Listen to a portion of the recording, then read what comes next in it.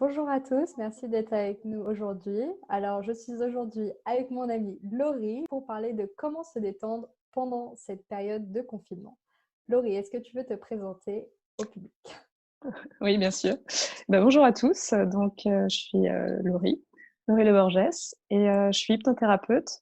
Donc j'ai pour habitude d'accompagner les personnes, qui ont des soucis comme des problèmes de stress, d'angoisse, d'insomnie, de confiance en soi, au quotidien, dans mon activité, régulière. Voilà.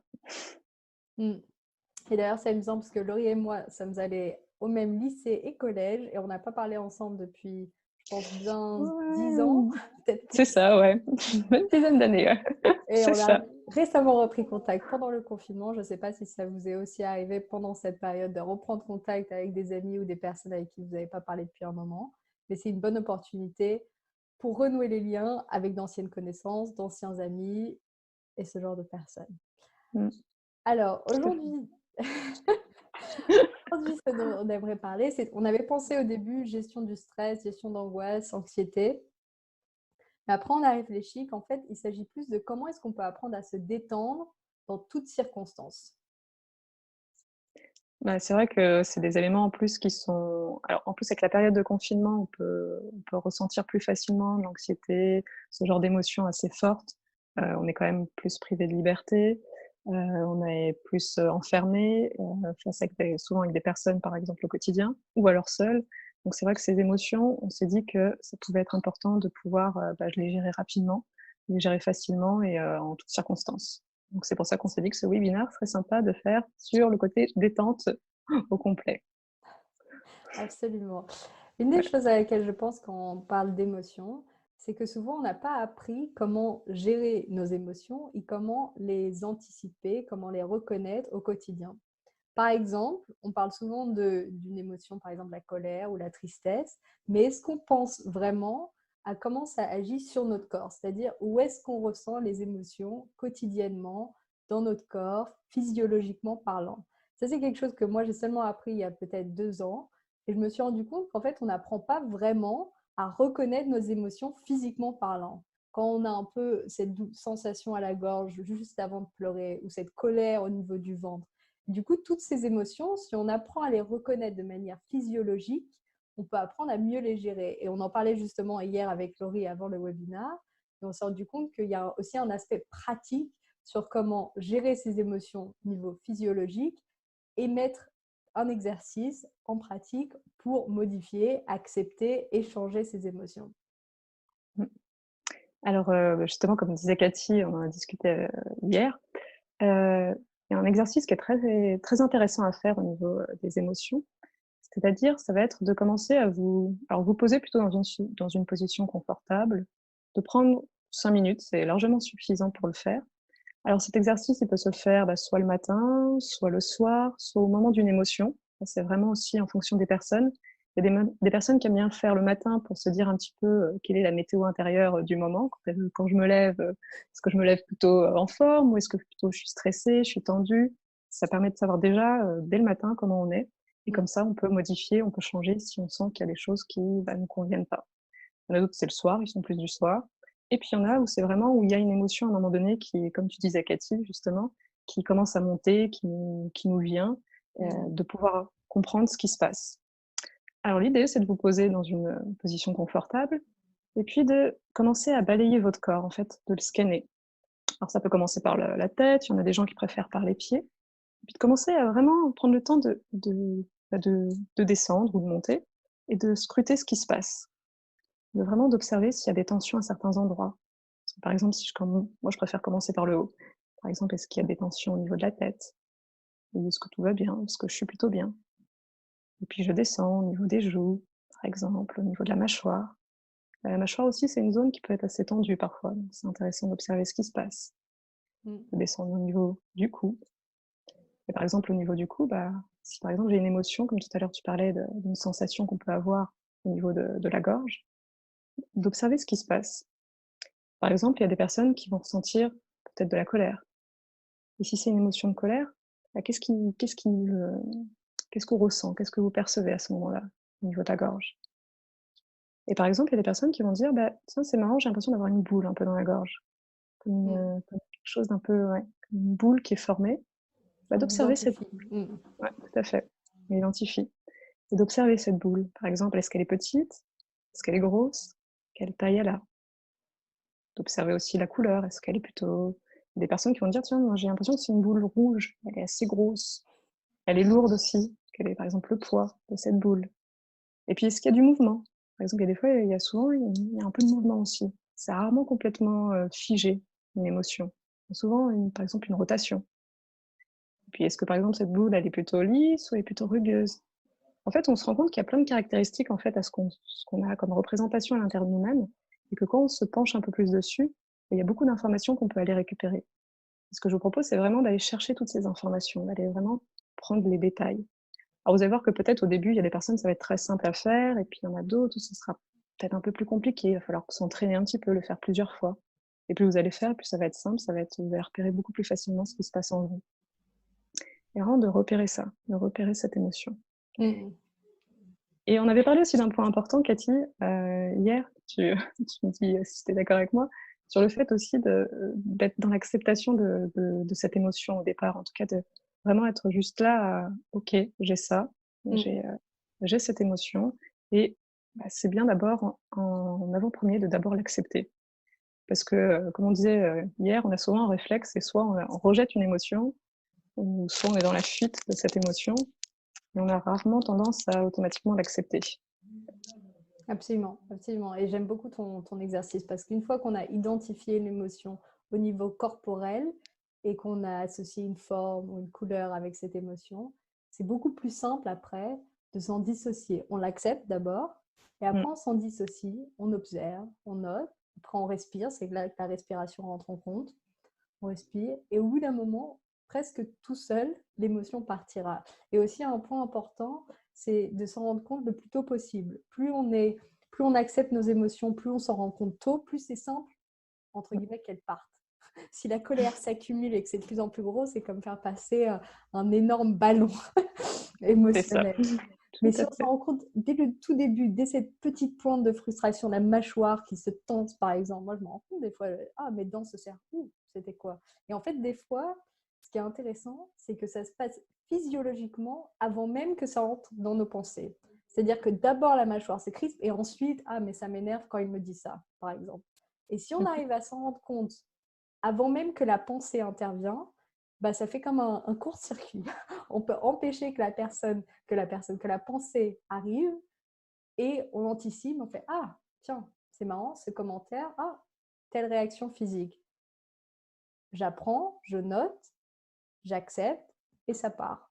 Et en fait ça c'est ce qu'on appelle l'intelligence émotionnelle. En fin de compte c'est identifier nos émotions, apprendre à les gérer et après apprendre à passer d'une émotion à une autre. Donc une fois qu'on a ressenti cette colère, qu'on l'a acceptée, on passe de cet état de colère à un état de paix. C'est quelque chose qui devrait être très courant et qui aide énormément dans la communication, par exemple, ou dans notre vie au quotidien, mais que finalement, on n'a pas vraiment appris à faire dans notre vie. Moi, je m'en rappelle d'avoir pensé quand j'ai appris ça, pourquoi est-ce qu'on n'a pas appris ça à l'école? J'ai eu la même pensée. Exactement. Ça serait beaucoup plus simple dans la vie, pour tout le monde si dès l'école on savait faire ça naturellement. Ça Mm. c'est oui, complètement et c'est vrai qu'en plus, il y a je te rejoins tout à fait, il y a le fait de vraiment d'accepter et puis après de pouvoir, en faire quelque chose de cette émotion, de pouvoir soit, bah, l'évacuer. Mm. D'ailleurs dans cet exercice, il y a la possibilité en plus d'aller encore un peu plus loin. Donc il y a la première étape, comme on disait tout à l'heure, d'acceptation. Et après, il y a une seconde étape, celle de la modification de ce qu'on est en train d'avoir comme là, je reprends l'exemple de la boule rouge, qui est en mouvement, et qui est au niveau de la gorge. Et ça, c'est vraiment important de pouvoir commencer à modifier après un peu les paramètres que vous avez. Donc Mm. c'est-à-dire la première chose que vous allez pouvoir faire, tester, c'est par exemple, imaginez que vous la déplacez cette boule dans une autre partie de votre corps. Si par exemple, vous commencez à la déplacer dans un doigt, par exemple. Qu'est-ce qui se passe en vous? Qu'est-ce que ça change? Vraiment observer ce qui se passe à l'intérieur de vous. Vous allez voir que c'est pas la même chose d'avoir une boule au niveau de la gorge que si, par exemple, elle est dans un doigt Mm. et ça modifie déjà beaucoup de choses, beaucoup de perceptions à l'intérieur de soi-même. Et il y en a d'autres personnes qui vont même aller jusqu'à la mettre à l'extérieur, la dissocier, comme tu disais. La mettre carrément à l'extérieur, par exemple, on peut la mettre en face de soi pour l'observer, déjà avoir un autre point de vue, un autre angle. C'est pas la même chose non plus quand on a une boule qui est en face de nous que quand elle est à l'intérieur de nous-mêmes, dissociée. Et là, quand vous l'avez en face de vous, il peut y avoir des choses hyper intéressantes aussi à faire. C'est de commencer à modifier les paramètres de ce que vous avez repéré, par exemple. Ça peut être la couleur. Qu'est-ce qui se passe si ça passe en jaune, par exemple? Qu'est-ce que ça change aussi? Vous allez rendre compte que des fois, il y a des choses qui deviennent plus agréables. Des fois, par contre, ça devient plus désagréable encore. Ça arrive aussi. Mais c'est intéressant aussi de tester. On pourrait changer, par exemple, on parlait de la couleur, mais ça peut être aussi le sens de la rotation. Commencer à changer le sens de la rotation pour l'amener dans l'autre sens. Et souvent, en plus, en changeant le sens de la rotation, ça crée aussi quelque chose de bien différent à l'intérieur de soi-même. Et souvent, ça devient plus agréable aussi. C'est intéressant, ça, le sens de la rotation. Oui, le sens de la rotation joue aussi pour beaucoup. Donc, de percevoir d'abord, comme par exemple, moi j'avais tout à l'heure, elle était dans le sens inverse des aiguilles d'une montre, à un moment donné, de changer, de mettre dans l'autre sens et de voir ce que ça change aussi à l'intérieur de soi-même. Déjà, il faut pouvoir noter le sens de la rotation des émotions. Ça, c'est Donc clair. d'abord, les repérer Voilà. au niveau physique. Quand on a un peu plus d'habitude, ensuite y mettre des couleurs, ensuite regarder la forme et au bout d'un moment, essayer de noter la rotation. Ça peut paraître très abstrait, mais si vous commencez à le pratiquer pour des petites choses, des petites tensions, la mâchoire, la gorge, quand vous êtes un peu triste, les poumons, le ventre, vous allez noter déjà et après, bon, super. Si vous pouvez en plus vous rendre compte du sens de la rotation de l'émotion, c'est encore mieux. Un autre, Mais là, c'est pour les niveaux un peu plus experts. voilà, niveau plus extrême. Un autre élément important, je trouve, c'est qu'en fait, on parle de toute cette, de tous ces exercices possibles au niveau émotionnel, intelligence émotionnelle, mais c'est parce qu'en fait, c'est comme ça qu'on apprend à se détendre, entre guillemets. Si on apprend à gérer nos émotions, à les comprendre, à les accepter, à les faire partir, bah, le stress, l'anxiété, tout ça, ce sont des émotions. Donc, si on sait le faire avec des petites frustrations de tous les jours, on peut aussi apprendre à le faire avec le stress et avec l'anxiété aussi. Totalement.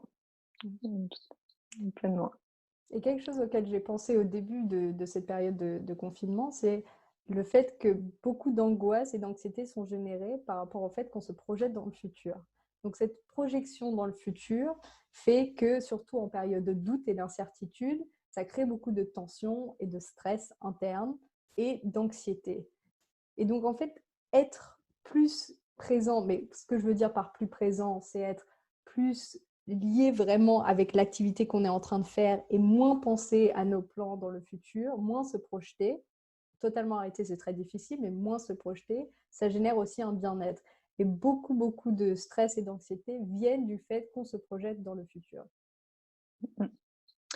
C'est vrai que c'est un mécanisme qu'on a qui est bien ancré chez nous et qui est des fois utile dans certaines situations. C'est bien de pouvoir arriver à se projeter, mais quand c'est poussé à l'extrême et quand c'est des situations où il y a beaucoup d'incertitudes, ce qui est le cas actuellement, on est quand même face à énormément d'incertitudes sur beaucoup de sujets, les projections sont beaucoup plus difficiles et sont anxiogènes par définition quand il y a trop d'incertitudes, trop de paramètres où on ne sait pas ce qui pourrait arriver dans le futur. Donc c'est important en effet de se retrouver le plus possible, enfin, en tout cas de travailler, d'aider à avoir cette possibilité d'être dans le moment présent. Absolument. Ouais. Il y a un exercice aussi là-dessus qui est possible, qui permet d'allier à la fois le côté corporel et puis les pensées. Parce que souvent, c'est ces deux paramètres qui permettent vraiment d'apaiser. C'est qu'on a à la fois le côté où le corps peut interagir et à la fois où on travaille sur les pensées qui peuvent être parasites, qui peuvent justement projeter dans l'avenir, créer des peurs, des stress. Et exercice très très simple qui allie à la fois la respiration, parce que c'est un élément primordial pour se remettre dans son corps, et qui allie en même temps après le travail sur les pensées. Donc l'idée, c'est de se poser quelque part aussi, encore en position confortable, plutôt en position assise. En position allongée, il peut y avoir des gens qui risquent de s'endormir, et c'est pas l'objectif.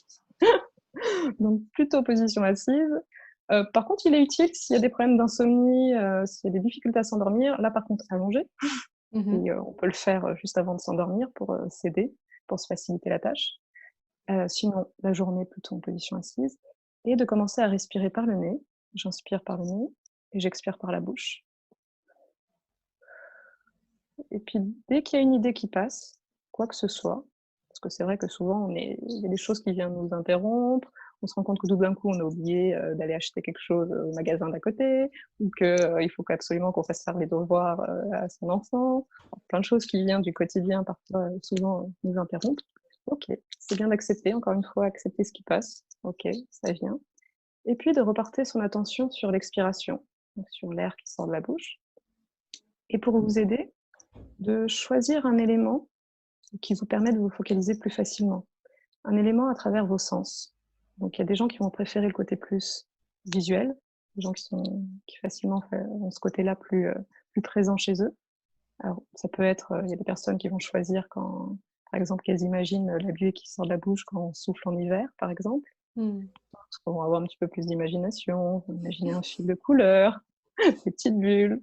Bon, là, c'est libre cours à tout ce qui vient comme idée. Et de porter son attention justement sur ce que vous avez choisi de visuel. Ou alors, il y a d'autres personnes qui ont plus la tendance auditive et qui vont choisir de se focaliser sur le son que ça fait quand on est en train de souffler et de porter son attention dessus. Mm. Et pour les personnes qui sont plus dans le ressenti, c'est plutôt de se focaliser par exemple sur la température de l'air qui sort de la bouche, ou bien encore sur la sensation quand ça vient effleurer les lèvres. Donc voilà, choisir un des éléments qui convient le mieux, que ce soit dans les sens plutôt visuels, plutôt auditifs, ou alors plutôt dans le ressenti. Mm. Après, c'est propre à chacun. Et dès qu'une idée qui passe, qui vient, vous la laissez venir, et puis vous reportez votre attention sur ce que vous êtes en train de voir, d'entendre ou de ressentir. Mm. Et ça, c'est très utile pour se remettre dans le moment présent, pour être à l'instant présent, pour pas être dans les pensées futures, parfois dans celles qui sont du passé aussi. Des fois, des personnes qui sont un peu plus portées sur les choses du passé. Donc là, ça remet vraiment dans le moment présent, dans l'instant présent. J'aime beaucoup cette illustration et cette visualisation aussi des sens. Mhm. J'aime beaucoup aussi faire cet exercice en particulier, peut-être parce que j'ai une nature plus auditive avec les sons qu'il y a autour de moi, que ce soit le bois qui craque dans le plancher ou la pluie qui tombe dehors ou des oiseaux au loin. Et je trouve aussi que me concentrer sur ces sons, même si c'est juste quelques minutes, ça relaxe, ça repose, ça recalme. Donc en fait, tous ces exercices, que ce soit intelligence émotionnelle, comprendre ses pensées aussi, accepter ses pensées et prendre un peu de distance par rapport à nos pensées. Si elles se projettent dans le futur, on regarde, on fait bon, en ce moment je suis en train de me projeter dans le futur, c'est pas vraiment utile pour moi maintenant, ça sert pas à grand chose étant donné l'incertitude de la situation. Bon, qu'est-ce que je peux faire maintenant au moment présent? Je me reconcentre sur le rapport que j'étais en train d'écrire, ou je vais appeler un ami avec qui j'ai pas parlé depuis longtemps, mais on se remet dans le moment présent. Donc ça, c'est par rapport aux pensées. Et après, par rapport aux sensations, comme Laurie expliquait maintenant, accepter les sensations qu'on a et s'attacher à ces sensations pour nous recentrer dans le moment présent. Quelque chose me vient aussi en tête maintenant, dont on a aussi également parlé hier, c'est de pouvoir faire la différence entre les choses qu'on peut changer et les choses qu'on ne peut pas changer. Et ça joue énormément lorsqu'on pense à tout ce qui est anxiété et stress. Et c'est une vision très stoïque de pouvoir accepter les choses qu'on ne peut pas changer. Et je trouve que particulièrement pour le type de situation qu'on vit maintenant, mais c'est aussi le cas quand on est malade, quand on a une maladie, voire même des maladies graves, toute période un peu noire ou un peu difficile peut vraiment bénéficier du fait qu'on prend de la distance, une fois de plus, et qu'on regarde, est-ce qu'on peut changer cette situation? Quels sont les éléments qu'on peut changer? Donc, par exemple, souvent, l'élément qu'on peut changer, c'est notre propre état mental. On peut changer notre humeur, on peut changer notre émotion, on peut changer nos pensées. C'est avec de la pratique, mais on peut. Et quels sont les éléments qu'on ne peut pas changer? Donc, par exemple, les règles maintenant du confinement, on ne peut pas changer. Mais on peut changer tous les jours qu'est-ce qu'on prend comme action, comment on agit. Par exemple, appeler Laurie et on fait un webinaire ensemble. Ça, on peut le contrôler. On ne peut pas contrôler comment ça se passe. Si on voulait voyager, par exemple, maintenant, on ne peut pas. Donc, pouvoir faire vraiment la différence entre ce qu'on peut changer et ce qu'on ne peut pas. Et une fois qu'on a fait cette distinction, pouvoir accepter ce qu'on ne peut pas changer, ça aussi, ça demande un effort. Parce que, bien sûr, le réflexe, quand il y a quelque chose qui vient vers nous dont on ne veut pas, c'est tout de suite de le rejeter. Mais si on apprend à accepter que ça fait juste partie de la situation, mais qu'il y a quand même des éléments qu'on peut influencer, comme notre propre état, comme nos actions, ça aide énormément, je pense, à gérer ce stress ou à gérer des situations difficiles, en tout cas. Tout à fait d'accord et dans cette période actuelle, c'est, pleinement d'actualité. C'est un bon exercice d'entraînement, cette période. Et si on s'entraînait un peu avant, ça nous aide encore plus parce qu'au moins, on a déjà de l'entraînement et c'est comme ça, c'est le niveau 2. Moi, c'est comme ça que j'ai vu au début du confinement. Je fais, bon, tu as la pratique de quand ton train a du retard, tu n'es pas de mauvaise humeur. Maintenant, comment tu fais quand tu es bloqué à l'intérieur pendant des mois?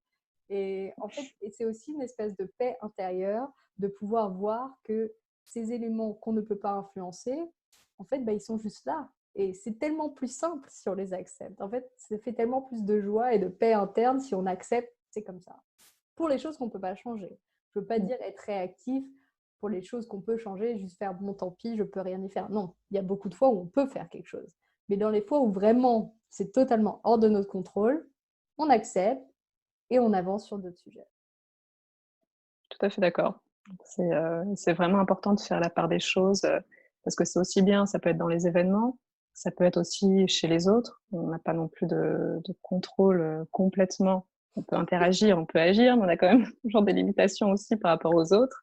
Donc et c'est valable aussi avec les personnes avec qui, bah, on vit, notamment en plus, dans cette période de confinement, on est, beaucoup plus, collés serrés avec, nos proches, pour beaucoup de personnes en tout cas. Donc c'est aussi cette acceptation de qu'il y a des choses qu'on ne peut pas non plus contrôler complètement et que, ça nous permet de vraiment se soulager d'un poids si on l'accepte et parce que pour beaucoup de personnes, sinon c'est très pesant, très très lourd, aussi bien pour elles-mêmes que parfois aussi pour les autres parce que ça peut créer de nombreuses tensions. Mm. Donc en acceptant ça, ça permet vraiment de soulager d'un poids, à soi-même et puis, et les autres. Mm. C'est exactement ça, ça soulage d'un poids. Je ne vois pas d'autre façon de le dire mieux. Je voulais aussi vous dire que si vous avez des questions là maintenant, pendant le webinaire, qui vous viennent au fur et à mesure, n'hésitez pas, on lira les commentaires et comme ça on vous répondra. S'il y a des situations de stress, d'angoisse, d'anxiété, de choses que vous avez du mal à gérer en ce moment, vous pensez c'est quoi qui sont les causes et qu'est-ce que vous aimeriez savoir pour pouvoir intervenir et changer ces aspects-là dans votre vie de tous les jours. Donc, n'hésitez pas à envoyer des messages et on vous répondra au fur et à mesure du webinaire. Avec grand plaisir, en effet.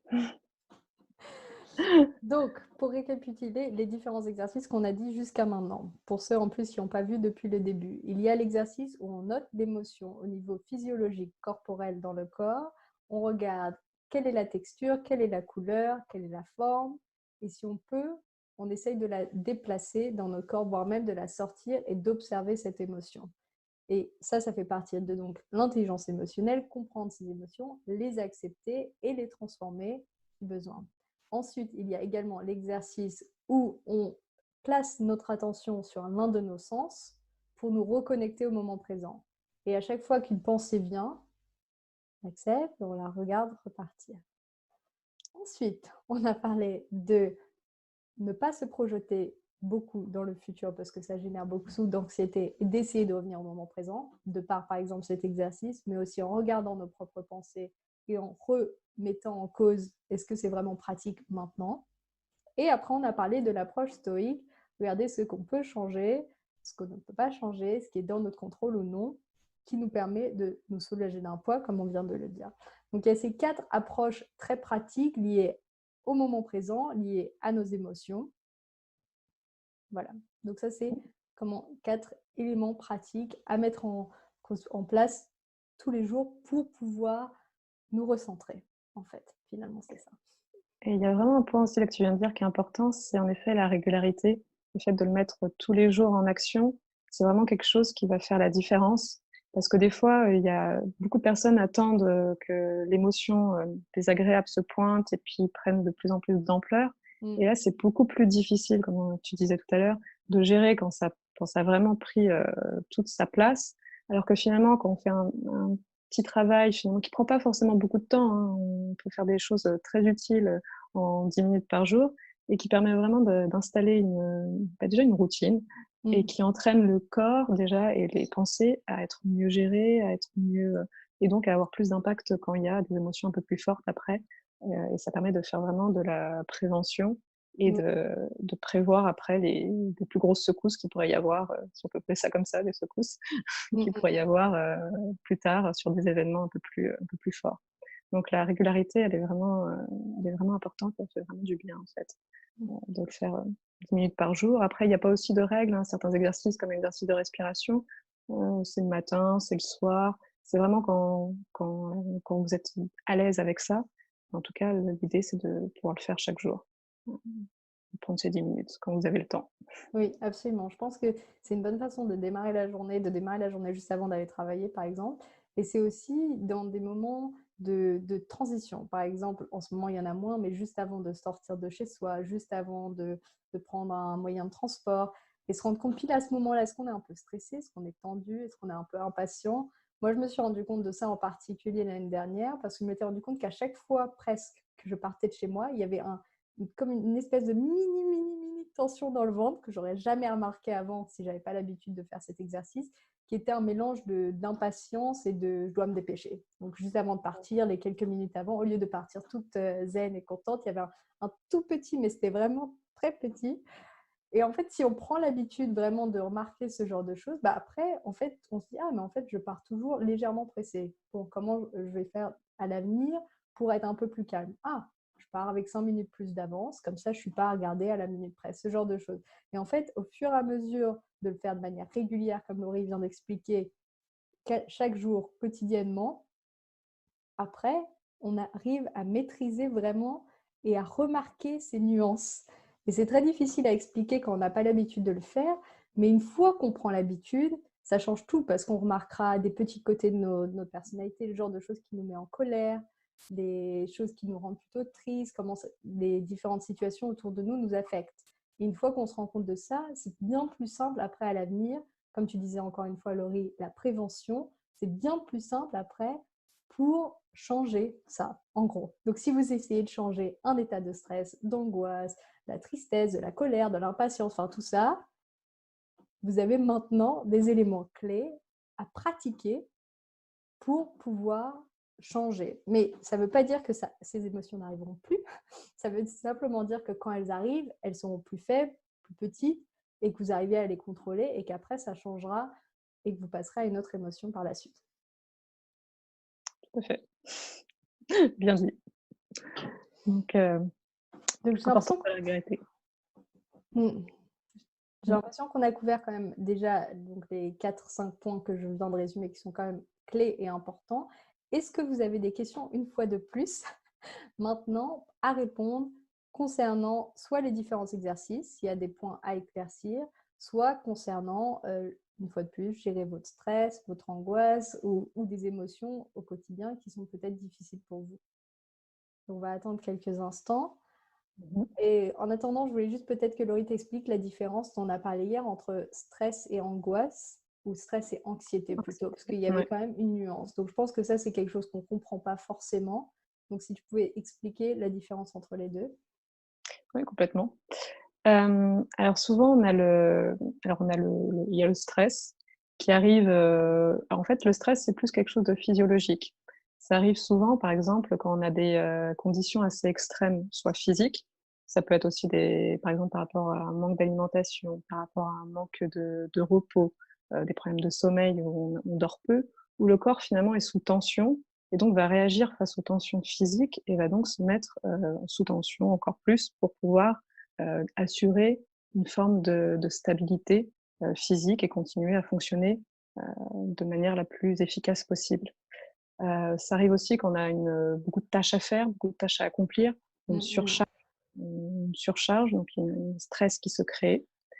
Alors que l'anxiété, c'est beaucoup quelque chose qui est beaucoup plus comme une sensation un peu diffuse, sans, objets qui pourraient être, apparents. Des fois, c'est quelque chose où on ne sait pas trop pourquoi, on ressent quand même comme une forme de tension interne. Il n'y a pas de menace imminente, de danger comme on pourrait avoir quand on a vraiment peur. Parce que bon, bah, par exemple, il y a une voiture qui nous fonce dessus et donc là, bon, bah, il y a un danger réel, et donc on bouge, on se déplace. Et par contre là, il y a cette sensation, de danger imminent, mais on ne sait pas trop d'où ça vient, le pourquoi du comment et c'est présent. Et il y a aussi la différence entre, bon, une anxiété qui arrive à un moment donné, et puis après il y a des anxiétés qui se transforment en troubles anxieux, où là c'est une anxiété qui est diffuse, continue et qu'on a pratiquement très régulièrement, pratiquement à temps plein Mmh. et qui là est encore beaucoup plus prononcée que simplement une anxiété, qui arrive de temps à autre et qui est plutôt tout à fait, bah, qui fait partie quand même du système où ça nous arrive de temps à autre. Mmh. Face notamment, ça peut être face aussi à beaucoup d'incertitudes, comme ce qui est le cas actuellement, en confinement, sur la surabondance d'informations aussi. Donc c'est pour ça aussi un des conseils par rapport au confinement, c'est de limiter aussi les informations. OK. Le trop d'informations, crée de l'anxiété naturellement. C'est une réaction aussi très physiologique où, le corps ne sait plus trop bien où, donner de la tête face à cette surcharge et donc génère cette anxiété. Donc l'idée, c'est vraiment aussi de limiter l'information, de bien choisir aussi vos sources d'informations. Tant qu'à faire, c'est mieux. Mmh. Ça, c'est vrai. Ça, c'est vraiment important. Aussi dans les petites astuces qui peuvent aider, faire enfin, dans la mesure du possible, actuellement, c'est un peu plus compliqué, c'est sûr, mais tout ce qui peut faire bouger le corps, Mmh. ça peut être, un peu de sport, si c'est possible, bien sûr, ou des étirements aussi. Les étirements sont très bien. De remettre le corps en activité, ça, c'est important parce que ça a un impact sur le mental.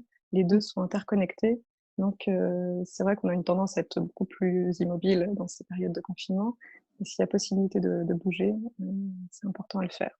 Ça peut être aussi par du Absolument. yoga, ça permet Mmh. aussi de Mmh. yoga, méditation, comme tu l'as mentionné un peu tout à l'heure. C'est des activités aussi qui permettent vraiment de se faire du bien en plus, qui sont des compléments. Mmh. Et je pense qu'un aspect important que tu es en train de partager maintenant, c'est aussi les bénéfices qu'il y a de prendre soin de soi. Et en fait, faire du sport finalement et notre alimentation et le sommeil et toutes ces choses qu'on sait tous mais que pas tout le monde met en pratique, c'est finalement juste prendre soin de notre bien-être. Et plus on prend soin de nous-mêmes, plus on est apte à prendre soin des autres. Et c'est toujours comme ça.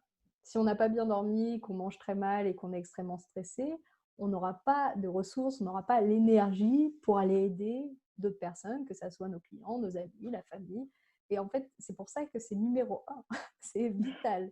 Et sacrifier son sommeil, par exemple, ou sacrifier une bonne nutrition, ou même ne pas faire de sport, c'est, ça a des conséquences genre vraiment énormes sur le long terme, en tout cas.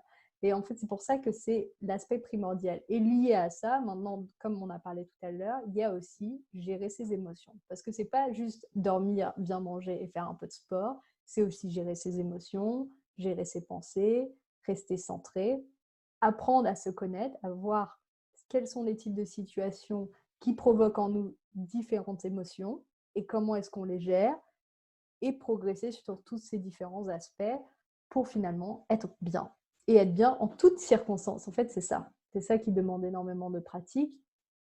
Bien sûr, dans des situations très graves, il y a quelques semaines où il y a un processus qui se met en place pour se remettre de situations difficiles, mais grosso modo, 90% du temps, être vraiment bien. Et c'est possible. Non, je pense que Laurie, tu es d'accord avec moi qu'on Je peut. suis d'accord, il y a beaucoup de choses qui viennent avant tout de notre, état d'esprit, comme tu mentionnais tout à l'heure, de notre manière de porter le regard sur les choses qui nous arrivent et de savoir prendre du recul. Alors bien sûr, ça s'apprend et ça se travaille, notamment, bah, avec l'exercice qu'on vous propose. C'est pas inné, c'est pas on a tous des émotions et il y en a certaines, c'est normal d'en ressentir aussi. Les émotions font partie aussi de notre mode de fonctionnement et elles sont importantes à avoir à certains moments et elles sont importantes de pouvoir s'exprimer aussi et après, c'est pouvoir aussi la différence, c'est qu'avec ces exercices, ça permet de pouvoir après les regérer, les rediriger vers ce qu'on a envie et pas rester non plus dans un cercle, enfin dans un cycle, continu d'une émotion désagréable qui pourrait être, dommageable pour nous-mêmes et puis pour notre entourage. Donc c'est Absolument. vraiment mmh, et parce que nos émotions, bah, en fait, finalement, c'est nous-mêmes qui pouvons les gérer, qui pouvons avoir, le maximum de contrôle dessus, là-dessus. Comme on disait tout à l'heure, il y a des choses où on n'a pas de contrôle, mais par contre nos émotions, c'est largement possible de pouvoir les gérer. Absolument. Et ça, je pense que c'est un très bon point sur lequel conclure maintenant. C'est vraiment cette distinction entre les influenceurs, les aspects externes, donc les situations, les circonstances, et comment on le gère de manière interne. Et finalement, ce qu'on pense souvent, c'est que nos émotions sont dues à ce qui se passe. Oh, maintenant il y a confinement, donc je suis de mauvaise humeur ou frustrée. Mais en fait, c'est la situation, les circonstances arrivent, ça génère un espèce de moment où quelque chose se passe et on ressent une certaine émotion. Mais après, on a les compétences et la possibilité pour changer cette émotion. Donc, instinctivement, on associe directement le lien entre ce qui se passe à l'extérieur et comment nous, on le ressent. Mais en fait, après, c'est à nous d'en faire ce qu'on veut de ces émotions. Et on ne dépend pas, et c'est là la beauté, une fois qu'on arrive à lâcher prise de ce qu'on ne peut pas contrôler, c'est qu'on ne dépend pas de ces situations externes. Et une fois qu'on arrive vraiment à voir que bon, qu'il pleuve un jour ou qu'il fasse beau un autre jour, on arrive quand même à être bien centré, c'est là qu'après on peut monter à un espèce d'autre niveau de conscience et à un niveau où on n'est pas réactif à notre environnement autour de nous, mais on devient plus actif et on prend en main nos émotions, nos pensées, notre vie, notre futur et tout le reste. En gros. Bien résumé. Tout à fait, bien résumé, en effet, Cathy. Bon, en tout cas, Ça me merci. paraît Oui. je disais juste, ça me paraît un bon mot de conclusion. Oui, et on prend en main toute notre vie juste comme ça. Mais c'est ça, parce que si on sait gérer nos pensées et nos émotions, après, peu importe ce qui se passe, plus ou moins. Tout à fait. Mm. C'est ça. C'est le plus important, c'est le plus. Bon, en tout cas, merci à tous d'avoir été là avec nous aujourd'hui. Je mets Merci beaucoup. Merci à toi, Laurie. Je mets dans les commentaires le lien vers le questionnaire. Il faudra peut-être le copier et coller directement. Et oui, le questionnaire, du coup, si vous voulez avoir le replay du webinaire aujourd'hui, et aussi si vous êtes intéressé par une séance avec Laurie en hypnothérapie avec une réduction ou une séance de coaching avec moi aussi en réduction. Et sinon, n'hésitez pas à nous écrire. Je note mon site web et Laurie, tu peux noter aussi le tien dans les commentaires. Si vous voulez nous écrire directement.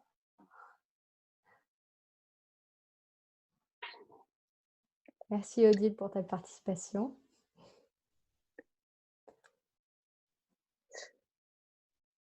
Sinon, je peux le noter, hein, Laurie, le site, si tu préfères. Ouais, je vais bientôt. Hop, ça va être bon dans quelques instants.